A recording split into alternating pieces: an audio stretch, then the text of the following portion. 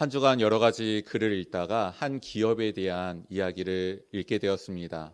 우리가 너무나도 잘 알고 있는 우리나라에 있어서 대표적인 전자회사 중에 하나인 삼성에 대한 부분이었습니다. 삼성에 대한 몇 가지 신화 같은 그리고 어떠한 위기에 있어서의 결단의 내용들을 우리 성도님들도 아마 알고 계실 것입니다. 지금의 회장이 아닌 선대 회장 때 그때 핸드폰을 개발하면서 처음에 너무 많은 불량이 발생이 됐죠. 그럴 때 그 회장이 굉장히 큰 결단을 내리게 됩니다. 생산되었던 모든 핸드폰을 가져다가 모든 직원들이 보는 앞에서 불을 태워버렸던 그런 일들이 있었습니다. 그러면서 각오를 다졌던 거죠. 다시는 이러한 치욕과 또 실패를 그들이 반복하지 않으리라 라는 것들에 대한 결단을 이루는 그런 모습이었습니다. 그렇지만 안타깝게도 실패라는 것이 우리들의 인생 가운데 딱 한 번만 있는 것이 아니라 또 한 번, 또 다시 한 번 찾아오기도 합니다. 그 이후에 이제 스마트폰의 그런 시대로 접어들면서 계속해서 개발을 하지만 그때 노트라는 또 새로운 모델을 내놓을 때 또 한 번의 이슈가 발생이 됩니다. 배터리가 폭발하는 사건이 이곳저곳에서 연이어서 일어나게 된 것이죠. 심지어는 미국에서는 그 모델을 갖고 있는 사람은 비행기의 탑승을 제한하는 조치까지도 내리게 됩니다.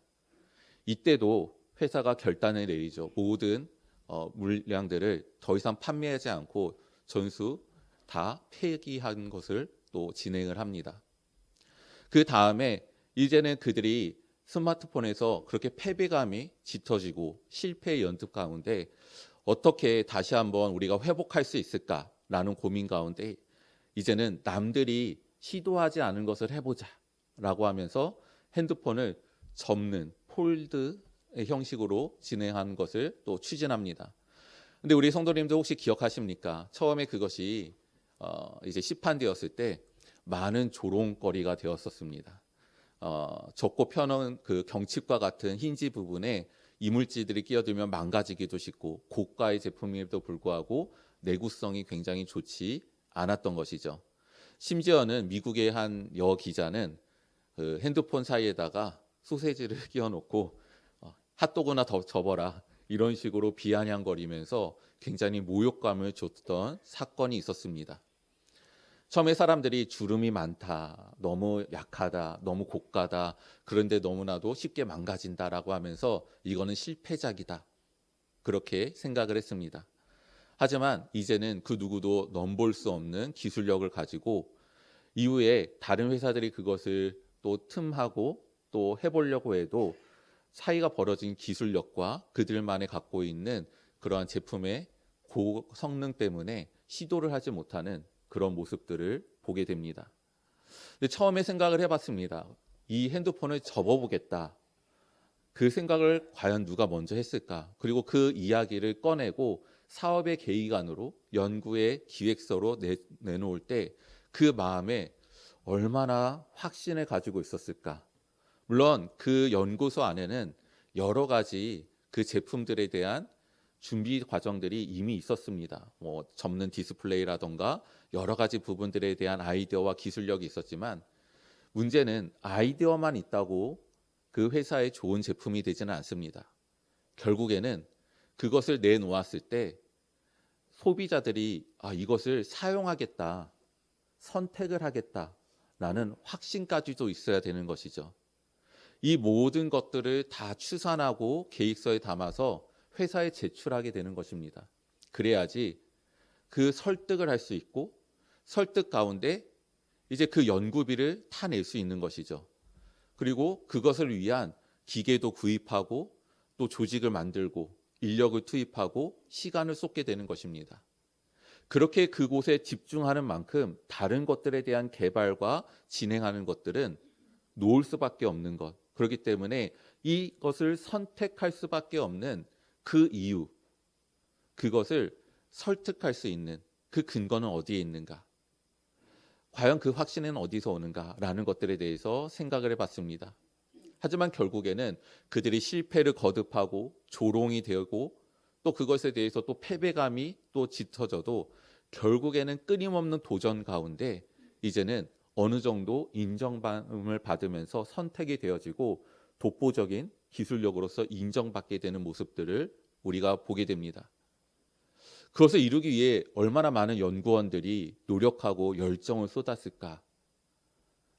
이렇게도 해볼까? 저렇게도 해볼까? 이 실패를 그들이 받아들이는 용기, 그것을 다시 한번 처음부터 설계하는 그런 시도, 그리고 반복하여서 그것을 이루어내는 과정들에 있어서 꺼지지 않는 그 의지의 열정은 과연 어디서 오게 되는 것인가? 그러한 부분들을 한 주간 생각을 해보게 되었습니다.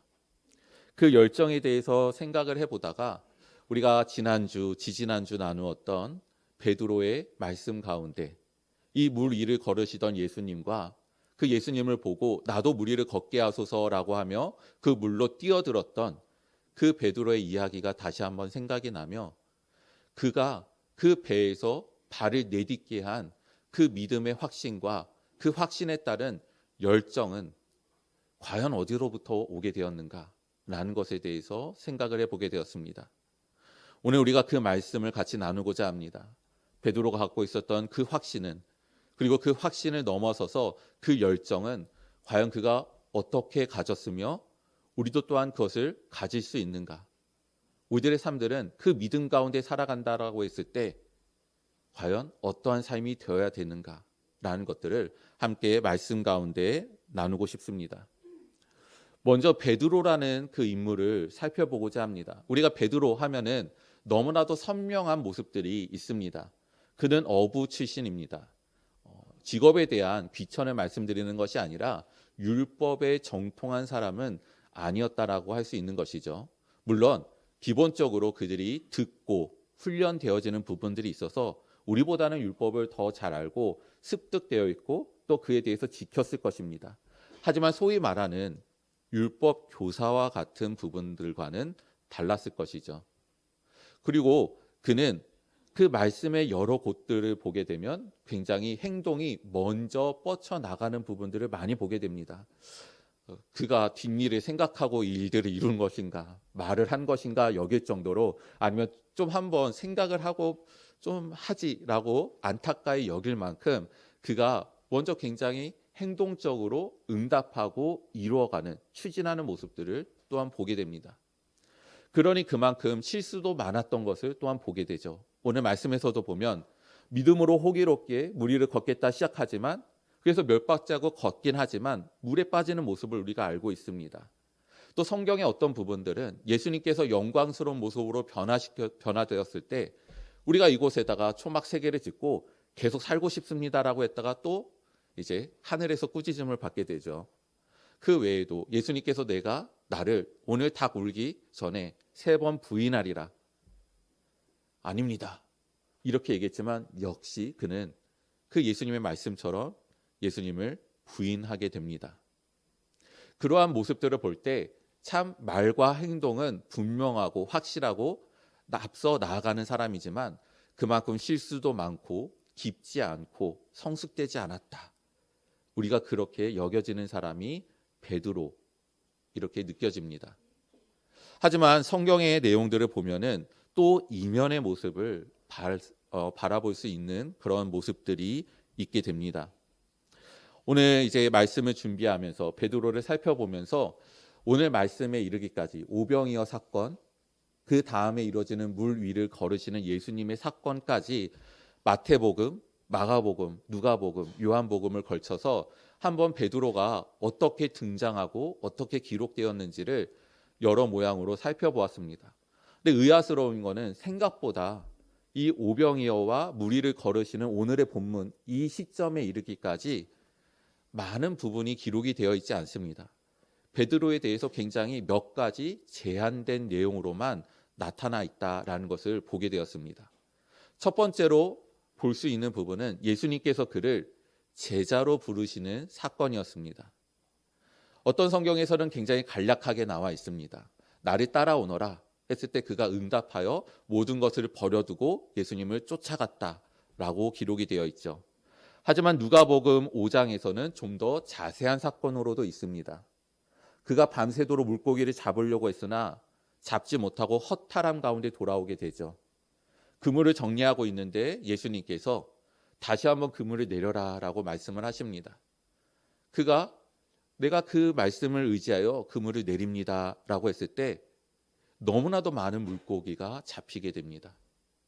근데 이때 우리가 눈여겨봐야 될 부분이 베드로의 반응입니다. 이렇게 우리가 만선을 이룰 수 있도록 은혜를 베풀어 주셔서 감사합니다. 또는 어떻게 이런 일이 있습니까? 놀랍습니다. 참 당신은 위대하십니다. 혹은 정말 이것을 잘 아시는군요. 나와 함께 동업합시다.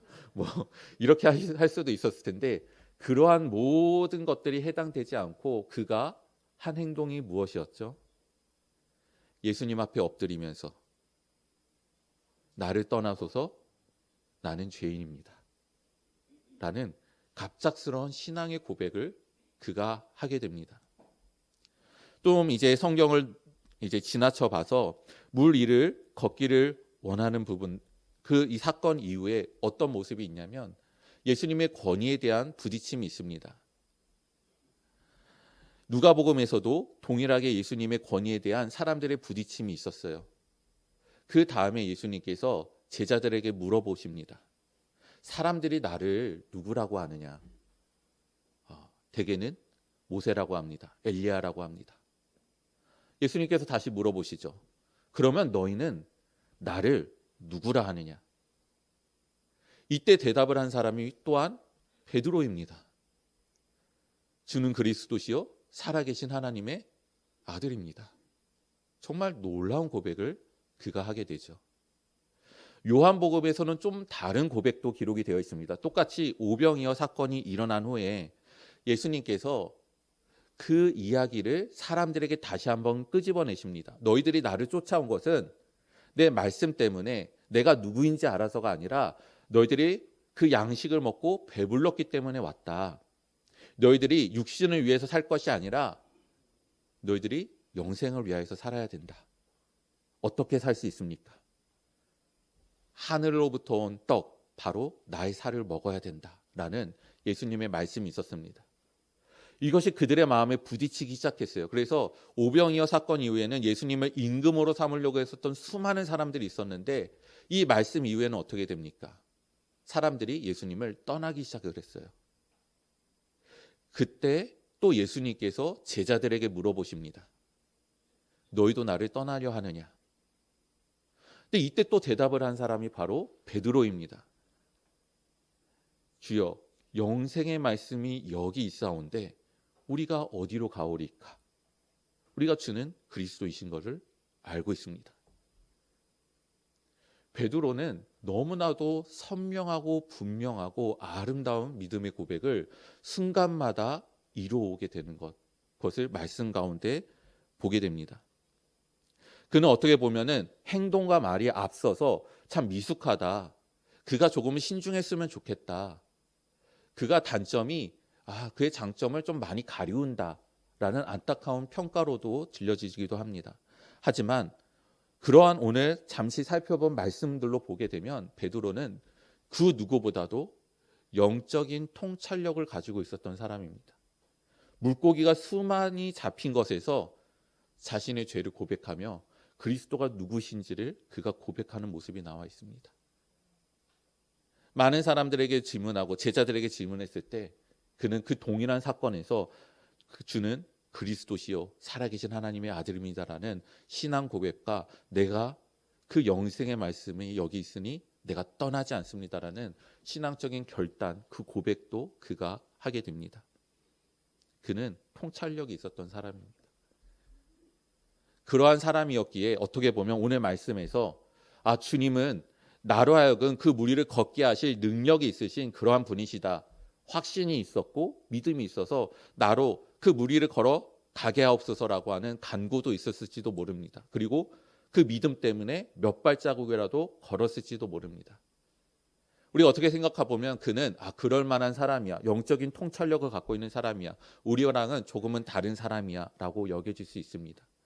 하지만 그가 영적인 통찰력을 어떻게 갖게 되었는가? 그의 믿음이 어떻게 고백되었는가? 그래서 그가 수많은 미숙함을 넘어서서 하나님의 예수님의 제자로서 하나님의 사도로서 초대교회를 세우며 그 역사 가운데 어떻게 서가게 되었는가. 우리는 그 복음서의 말씀을 볼 때 하나님의 놀라운 은혜를 바라보게 됩니다. 우리가 마태복음을 읽고 있습니다. 이 외에도 3가지의 복음서가 있어 우리는 4복음서를 갖고 하나님의 말씀을 읽으며 예수님의 행적과 그 말씀의 교훈을 봅니다. 복음서는, 그리고 마태복음은 무엇보다도 주인공은 예수님입니다. 예수님이 누구신지, 무엇을 하셨는지, 어떤 일들을 이루셨는지, 그 교훈은 어떠한 것이었는지, 더 나아가서 우리를 위하신 그 대속의 사건과 구원의 역사가 어떻게 이루어졌는가, 예수님에 대한 이야기입니다. 하지만 저는 오늘 말씀을 묵상을 하면서 베드로의 시야에서 한번 바라보고 싶었습니다. 베드로의 이야기라면 이 이야기는 어떤 이야기일까? 예수님께서 유대인의 왕의 그 족보로서 예언되시고 태어나시고 그 죽음의 위협과 그 살해에서 피하시며 이제 공생애를 시작하실 때, 내가 제자를 삼아야 되겠다 하실 때 베드로를 찾아오셔서 부르시는 예수님, 그와 함께 다니시며 그에게 가르치시고 교훈하시고 그의 미숙함에서 성숙함으로 인도하시며 다듬어 가시는 그 하나님이 예수님을 통해서 이루시는 그 사도로 세워가는 그 모습을 저는 이 복음서를 통해 베드로가 어떠한 은혜를 입었는가를 보게 됩니다. 예수님에 대한 진리의 말씀이기도 하지만 한편으로는 하나님께서 예수님을 통하여서 어부였던 베드로를 제자로 부르시며 사도로 세우시는 감동의 이야기이기도 했습니다. 실망하지 않으시고 포기하지 않으시고 나를 부인했냐? 저버리지 아니하시고 그것을 끝에 맺으시지 아니하시고 다시 한번 그를 부르시며 용서하시며 기회를 주시며 사명을 부여하시며 세워가시는 하나님의 끈질기고 하나님의 인도하시는 그 은혜의 역사를 보게 됩니다. 아까 예화로 말씀드렸던 어떤 연구원이 이러한 제품을 만들면 좋겠습니다라고 아무리 이야기한들 결국 그것을 결정하는 사람은 회사의 CEO입니다. 정말 이것이 우리한테 필요한가? 정말 이것이 우리가 만들어서 판매했을 때 이익이 될 것인가? 가능한 일인가? 해야 될 것인가? 판단하고 그리고 재정을 투입하고 조직을 만들고 사람을 뽑고 관리하고 그 프로젝트를 완성하는 것에 대한 주도적인 비전을 제시하고 완성하는 모든 입금은 결국은 CEO가 하는 것입니다. 이 세상의 CEO는 하나님이십니다. 어떤 일들을 이루실 것인가? 그것을 이루기 위해서 누구를 뽑을 것인가? 그래서 어떻게 그것을 완성해 갈 것인가? 낙심하지 않고 계속해서 비전과 소망과 열정을 불러일으키시는 것은 바로 하나님이신 것입니다. 그 은혜 가운데 베드로는 영적인 통찰력을 가지게 되는 것이고 순간순간마다 어떻게 이 사람이 이런 고백을 하지라고 이해할 수 없는 그 가운데 주는 그리스도시요 살아계신 하나님의 아들이십니다라고 했을 때 예수님께서 말씀하신 것 같이 이것은 내가 스스로 터득한 것이 아니다. 이것은 아버지께서 하나님께서 내게 알게 하신 것이다. 그것이 바로 우리에게도 주시는 하나님의 은혜인 것입니다. 베드로가 달라서가 아닙니다. 베드로도 우리도 하나님의 은혜를 입은 자로서 주의 진리를 보고 듣고 깨달음으로 믿음 가운데 나아가 믿음을 이루며 그 통찰 가운데 은혜를 이뤄가는 것, 모든 것들이 하나님의 축복이요 은혜의 역사입니다. 그 은혜의 역사가 그에게 말씀 가운데 나타나는 겁니다. 아까 예수님께서 제자로 부르시는 장면, 특별히 누가복음 5장의 내용을 한번 생각해 보고자 합니다. 예수님께서 찾아가셔서 그에게 말씀하시죠. 근데 그 장면이 굉장히 참 이해할 수 없는 부분이기도 합니다. 베드로는 그곳에서 오랫동안 어업을 하고 있었죠. 그 물과 그리고 그 물고기들의 생태를 잘 알고 있었습니다. 그가 하루의 시점을 마치고 그물을 씻고 아무것도 소득이 없었음에도 불구하고 오늘을 마치는 이유는 분명했죠. 더 이상 해봤자 물고기가 잡히지 않는다라는 거예요. 이 시간에는 안 된다라는 것입니다. 그래서 그가 그것을 거두어서 정리를 하고 다음을 기약하고 있었던 것이죠. 근데 예수님께서 나타나십니다. 예수님은 그 지역 사람도 아닙니다. 물고기를 잡아 보신 적도 없습니다. 그 사람에게 잘 알려져서 어떻게 하면 검증된 사람도 아닙니다. 그런데 어부인 베드로가 목수인 예수의 말을 듣고 그물을 내리는 것이죠. 어떻게 그 일들이 일어나게 됐을까라고 했을 때 그 말씀에 누가복음 5장 3절과 4절에 이렇게 기록이 되어 있습니다. 예수님께서 그 그물을 정리하고 있는 베드로에게 다가가셔서 배를 조금 육지에서 떼기를 청하십니다. 그리고 그 배에 오르셔서 무리들을 향하여서 말씀하셨다라고 되어 있어요. 가르치신 거죠. 그리고 그 말씀이 끝난 다음에 베드로에게 이르시되 그물을 다시 내리라라고 말씀합니다. 그때 베드로가 내가 아무것도 얻은 것이 없지만 내가 잡은 것이 없지만 그 말씀을 의지하여 다시 한번 그물을 내립니다라고 하며 그물을 내리는 모습이 나타나는 것입니다. 여기서 주목하게 되는 부분은 예수님께서 사람들에게 말씀을 가르칠 때 누가 가장 선명하게 들었을까입니다. 누가 가장 가까이서 그 말씀을 들었을까? 그 배를 육지에서 띄기를 청하셔서 그 배를 육지에서 띄운 사람은 누구입니까? 베드로입니다. 베드로는 예수님과 한 배에 있어서 예수님께서 무리를 향하여서 말씀하시는 것을 바로 누구보다도 가장 가까이서 그 말씀을 선명하게 듣고 있었던 것이죠. 그러면서 예수님께서 그에게 말씀하시는 그물을 내려라 라고 했을 때 그가 거부할 수 없는 예수님의 그 권위와 순복하게 하는 그 영적인 이끌림은 앞선 말씀 가운데 감화되어지는 축복 속에 있었던 것입니다. 그 가운데 그는 그물을 내리게 되고 놀라운 일들을 경험하게 되는 것이죠. 요한복음에 있어서 마찬가지입니다. 오병이어의 사건이 일어난 후에 예수님께서 그 사건에 대해서 길게 교훈하시며 설교를 하십니다. 그러한 다음에 이제 아까 말씀드렸던 그 믿음의 고백을 하게 되는 것, 그 과정 가운데 들어가게 되는데 예수님께서 다른 복음서에도 이렇게 말씀하십니다. 그때 너희들이 바리새인과 서기관들의 누룩을 조심해라. 제자들이 처음엔 그것을 깨닫지 못해요. 예수님께서 그것을 풀어서 설명하십니다. 그랬을 때 그들이 그 누룩이 그들이 가르치는 교훈인 것을 알게 되었다, 깨닫게 되었다라고 기록이 되어 있습니다. 이 말씀 다음에 예수님께서 베드로에게 제자들에게 질문하신 겁니다. 사람들은 나를 누구라 하느냐? 너희는 나를 누구라 하느냐? 베드로의 통찰 앞에는 그 믿음의 고백 앞에는 항상 예수님의 가르침과 깨우침이 있었습니다. 오늘 말씀도 마찬가지죠. 누군가가 무리를 걸어와요. 사람들이 유령이다. 막 놀랍니다. 그때 어떻게 되죠? 안심하라. 나다. 두려워하지 말라. 예수님인 거를 베드로가 인식했습니다. 그러한 가운데 만일 주님이시거든 나로 하여금 무리를 걷게 하소서 간구를 하게 되죠. 그것이 단순히 예수님일까 아닐까? 여러분 50대 50의 확률로는 절대로 물에 내딛을 수 없습니다. 99%의 확률로도 물에 절대로 발을 내딛을 수 없습니다. 그 1%가 갖고 있는 위험성 때문이죠. 결국에는 물에 빠져 죽게 될 텐데 그 1%의 의심, 99%의 확신 그것만으로는 절대로 물 밖으로 발을 내딛을 수가 없습니다.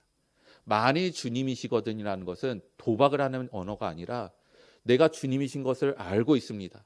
주님이시라면 나를 물 위로 걷게 하실 것을 믿습니다. 그러니 나로 하여금 주님께로 걷게 하여 주시옵소서라고 간구하고 예수님께서 오라 하셨을 때 비로소 걸었던 겁니다. 그렇게 외치고 자 이제 내가 예수님께 갑니다라고 하면서 발을 내디디는 것이 아니라 그래 내가 나한테 와라. 그렇게 했을 때 그가 순종하여 무리를 걷게 되는 것을 보게 됩니다. 예수님께서 이 일들을 왜 일으켰을까? 마가복음에 보면 그들이 예수님께서 떡을 떼시던 것에서 둔하여졌다. 마음이 둔하여졌다라고 되어 있었습니다. 근데 그것을 깨우치신 것이 바로 진리이신 예수님. 말씀이 육신을 입고 오신 그 예수님께서 베드로에게 제자들에게 가시며 그래 내가 나한테 와라라고 했을 때 그 예수님에 대한 분명한 깨달음과 인지함 가운데 그가 발을 내딛고 바라보며 나아갔던 것을 우리는 보게 됩니다. 말씀이 우리에게 확신을 주는 것입니다. 하지만 그 확신이 왜 우리에게 차이를 벌이지 못하는 것일까? 그거는 우리가 말씀을 들었을 때 동의하는 것으로 멈추기 때문입니다. 우리 성도님들, 우리는 말씀을 들었을 때 동의에서 삶으로 넘어가야 됩니다. 그 일이 일어나지 않고서는 우리에게 어떠한 일도 일어나지 않습니다. 우리는 너무나도 많은 경우에 그렇습니다. 하나님은 정말 그렇습니다. 정말 그런 일이 있었습니다라고 동의를 하는 경우들이 많이 있습니다. 우리가 교회가 이제 순예배 순서지에 결단 찬양으로 그리고 지난 금요심야 때 우리가 함께 불렀던 찬양 가운데 말씀 앞에서라는 찬양이 있습니다. 그 찬양의 가사에 어떤 가사가 있냐면 하나님의 말씀에 생명을 거는 자, 하나님의 말씀에 인생을 거는 자, 하나님께서 찾으시는 그 한 사람. 여러분, 하나님의 말씀에 생명을 걸지 않으면, 인생을 걸지 않으면 아무것도 우리에게 일어나지 않습니다. 아까 그 기획안을 낸 연구원이 그냥 한번 만들어 볼까 이랬겠습니까? 자신의 커리어를 걸고 그 기획안을 냈을 것입니다. 어떻게 판단될까? 그래서 이걸로 평가되어서 나는 회사에서 쫓겨나지 않을까? 그 모든 것들을 다 감안하고 그래도 이것을 만들어야 되겠다라는 자신을 거는 그러한 도전이 있었기 때문에 그렇기 때문에 바뀐 것입니다. 우리가 하나님의 말씀에 인생을 걸어야 됩니다. 생명을 걸어야 됩니다. 동의가 아니라 삶을 걸어야 되는 것입니다. 그러할 때 이 말씀이 오늘에도 이루어지는 하나님의 역사가 될 것입니다. 우리 성도님들에게 그런 은혜가 있으시기를 간절히 바랍니다. 그러한 마음 가운데 불러일으키시는 것이 바로 또한 열정에 대한 부분입니다. 예수님을 그가 바라보고 인지하면서 나로 무리를 걸어 가게 하옵소서라고 이야기를 하죠. 저는 이 말씀 가운데 그 구절 가운데 눈여겨보는 게 물 위를 걷고 싶습니다라가 아니었습니다. 물 위를 걷는 건 과정이에요. 그가 원하는 목적과 방향과 뜻은 무엇이었죠? 내가 더 이상 배에 머물러 있는 것이 아니라 예수님께로 가고 싶다는 것입니다. 내가 예수님과 함께 서 있고 싶다라는 것입니다. 그것이 그가 원하는 것이었어요. 물 위를 걷는다라는 것은 예수님께로 가기 위한 과정일 뿐인 거예요. 그에게 중요한 것은 내가 예수님께 가서 함께 있고 싶습니다. 이 고난과 죽음의 위협과 흔들림과 배가 뒤집힐 것 같은 이 위기일발에서 그 무리를 평온하게 걸어오시는, 예수님께서 걸어오시는 모습이 조심조심 조마조마하면서 걸어오셨겠습니까? 우리가 돌다리를 건너는 처음 건널 때처럼 이것이 흔들릴까 빠지지 않을까 발 한 발짝 내비둬보고 흔들어보고 경고하네 한 걸음 내비둬보고. 예수님께서 무리를 그렇게 걸어오시지 않으셨어요. 거침없이 평지처럼 순탄하게 걸어오셨습니다. 베드로는 그것을 보면서 지금 배에 흔들리고 뒤집힐 것 같은 고난과 위기와 죽음의 위협 속에서 벗어나 생명의 근원이 되시며 구원자 되실 그 예수님께 내가 그리로 가고 싶습니다라고 고백을 하는 겁니다. 단지 무리는 예수님께 가기 위한 간구일 뿐이에요. 우리가 그 소망을 두며 그 말씀 가운데 우리가 인생을 걸기 시작할 때 우리 마음엔 뜨거운 불씨들이, 사모함들이 생겨나게 되는 것입니다. 물에 빠져 죽을 것 같은 두려움이 있지만 예수님께로 가고 싶다라는 사모함이 그 두려움을 넘어서게 하는 것입니다. 그것이 바로 말씀이 우리에게 주는 뜨거움, 열정인 것입니다. 열정은 그것을 이루기 위한, 이루고 싶은 간절한 그런 마음, 그것이 바로 열정이기 때문이죠. 이제 자녀를 키우다 보면은 자녀가 이제 여러 가지 단계를 밟으면서 성장합니다. 먼저는 옹알이를 할 때가 있죠. 막 말을 막 하기 시작해요. 근데 왜 그럴까 생각해 보면 그 아이가 얼마나 답답할까도 생각을 해봐요. 막 부모들은 서로 막 말을 이야기하면서 서로 대화가 되고 이러는데 자기는 응애응애하고 말도 안 되는 거 이렇게 언어와 소통이 안 되잖아요. 그러니 부모의 말을 따라하다 보면 옹알이로 터지게 되는 것이죠. 걷는 것도 그러지 않겠습니까? 나 말고 다 두 발로 서서 걷고 있는데 기고 있다가 나도 걸어볼까? 붙잡고 일어나 보고 붙잡고 한 걸음씩 떼보고 이제는 무서워도 넘어져서 아플 것 같아도 손을 떼보고 그러한 과정과 넘어짐 속에서 결국에는 한 걸음 한 걸음 걷게 되는 것이 성장의 모습입니다. 우리가 누군가를 좋아하고 마음에 들고 여기게 되면 어떻게 되죠? 따라하게 돼요. 베드로가 그런 거예요. 베드로가 예수님을 보고 그 마음에 그 영적인 통찰력 가운데 불이 듯이 깨어나는 일들 가운데 내가 예수님처럼 저기에 있고 예수님께로 가고 싶다. 그거 하나만 딱 보이고 그거 하나만 생각이 꽂히니까 어떻게 돼요? 물 위를 걷는 게 문제가 아닌 거예요. 바람을 뚫고 나가는 게 아무런 문제가 되지 않는 겁니다. 상식을 넘어서서 인생을 거는 한마디를 내딛는 것입니다. 나로 무리를 걷게 하소서. 저는 우리 성도님들이 예수님의 그리고 그 말씀이 내게 너무 사모되어서 내 인생 가운데 이루어지기를 그렇게 사모되어서 내 삶의 두려움, 패배의 좌절감, 아픔과 모든 것들을 상쇄시키고 넘게 하시는 하나님의 놀라운 역사가 그 신앙 가운데 이끌어 가시는 축복이 있기를 원합니다. 그것이 우리들의 신앙이고 삶인 것입니다. 그리고 저는 이러한 것이 우리들의 교회가 되길 원합니다. 우리들의 교회의 영구적인 표어가 있죠. 말씀이 흥황하여 세력을 얻는 교회. 우리는 말씀 가운데 세워지기를 소망하며 끝없이 그 가운데 나가기를 원하는 교회입니다. 그 말씀이 우리에게 가르쳐지고 순종되어지는 축복이 우리 가운데 있기를 원합니다. 제가 예전에 미국에서 잠시 생활을 할 때가 있었는데 알지 못하는 법규가 있었어요. 기본적인 건 그랬습니다. 스쿨버스가 앞에 서면 뒤에 따르던 저도 서야 된다는 것은 우리나라에서 알고 있었기 때문에 그대로 했습니다. 근데 한 번은 이렇게 마주 오는 거였어요. 제가 다른 차선에 있었고 저쪽에 스쿨버스가 있는데 스쿨버스가 딱 섰습니다. 근데 앞뒤를 이렇게 보고 있는데 차들이 서기 시작하는 거예요. 그래서 뭔가 가면 안 될 것 같다라는 생각이 들어서 섰습니다. 근데 나중에 알고 보니까 미국에서는 스쿨버스가 서면 그 도로에 있는 모든 차가 다 서야 됩니다. 애들이 어떻게 길을 건널지 모르기 때문에 모두 다 서야 돼요. 만일 그때 움직여서 주행을 한다 하면은 교통법규에 있어서 가장 큰 벌금을 물게 됩니다. 제가 듣기로는 거의 100만 원이었어요. 그만큼 철저합니다. 근데 제가 알지를 못했는데 분위기를 보니까 서야 되는 분위기인 거예요. 그래서 섰어요, 저는. 저는 우리 교회가 말씀에 집중되고 인생을 걸고 그 말씀 때문에 뜨겁고 복음을 선포하며 선교를 이루며 우리들의 삶들 가운데 그 뜻을 이뤄간다면 우리 안에서는 놀라운 일들이 일어날 거라 저는 믿습니다. 그리고 우리는 그 일들을 이뤄왔고 앞으로도 이룰 것이라 또한 확신합니다.